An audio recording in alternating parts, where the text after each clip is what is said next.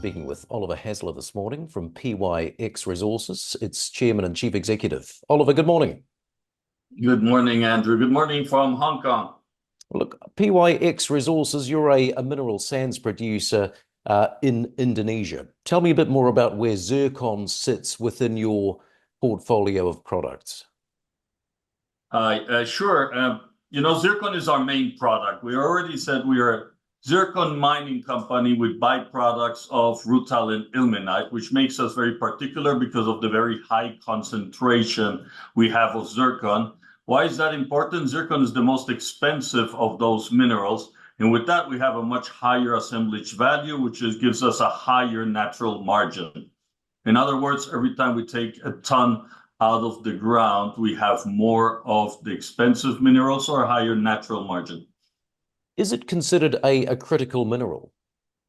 Absolutely. For the last years, most of the developed economies have named not only zircon, but also rutile and ilmenite a critical mineral required towards the transition towards carbon zero. So it's used, and the reason for that is because it's used in many new technologies. So you need it for semiconductors, you need it for batteries for electric vehicles, for solar cells, etc., which makes it a critical mineral for our development into the future. So you're producing in Indonesia. Who are you selling it to? So we're producing in central Kalimantan, Indonesia. We're selling to abroad. We have many customers all over the world. When we started operations, we were mostly focusing on Europe. Then with the change in the crisis in the world, we moved into China, then we moved back to Europe and the Americas.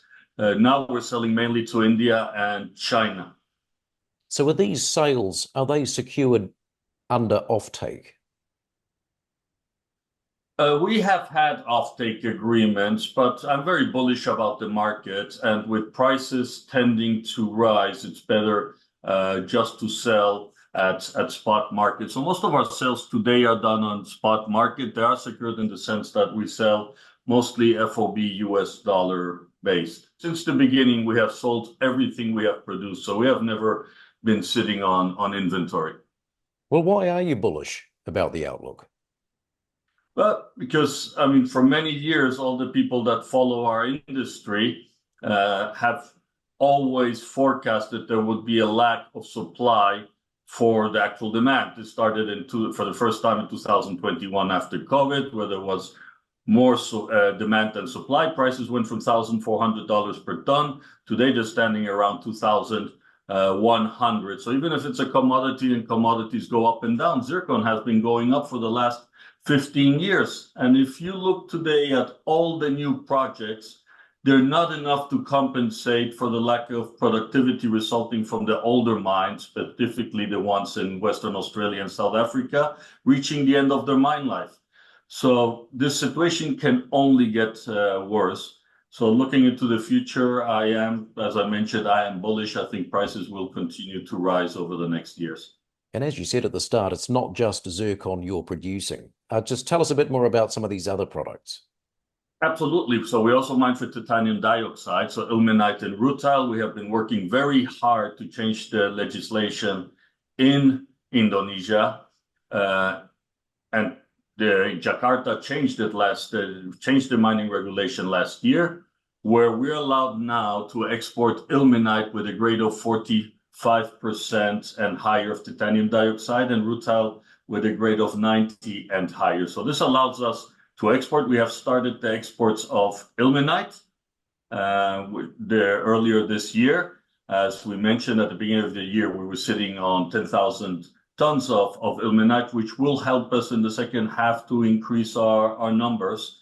So I'm looking forward for a very strong, positive year. Who, within the mineral sands space, who are your main competitors? And we're lucky that this is not a very crowded space. There's few players. I don't really think we're competitors. The market, there's not enough supply for the actual demand. So we're peers in the in the market. 73% of the suppliers is in the hand of 5 main players, which are Iluka, Tronox, Rio Tinto, Tazir, and Kenmare. And there's other people right now, mainly Base, Image, and Strandline. So as you see, there's not many players in this arena, which adds a lot of discipline into the market. Are you looking to acquire additional mineral sands projects in Indonesia? We've set the strategy. We're the only industrial miners for mineral sands, in particular zircon, in Kalimantan, in particular Central Kalimantan. In 2021, we acquired Tisma, which is not in production yet. And we're constantly looking at other players. I think we have a unique opportunity to consolidate the mineral sands industry in Kalimantan. So once we find the right mines, we will look at acquiring them in the future. When are you expecting Tisma to come into production? We have been focusing on to Investasi at this moment in time. As you know, we're growing organically, so we're focusing all of our resources, all of our cash, in increasing the capacity of Mandiri. So there's two ways of doing it. Either we find the right investors and the board decides to start the production in Tisma, or we wait until we generate enough cash and grow organically. Well, look, Oliver, I've seen you've had a half-year update out recently, a strong uplift in sales, 84% here. You mentioned a few operational challenges which are now behind you. So what are your expectations for the second half? Well, we expect to have a very strong second half. As you've seen, we have been increasing our results year after year. We had an 84% increase in sales despite the challenges. We were strongly helped by ilmenite sales. In the second half, we should continue with the ilmenite sales, and we should be increasing our throughput of zircon. So we expect a solid year, not only, and as a result of this volume growth, we expect a strong increase in our bottom line. Great to speak, Oliver. Thanks for your time. Thank you, Andrew.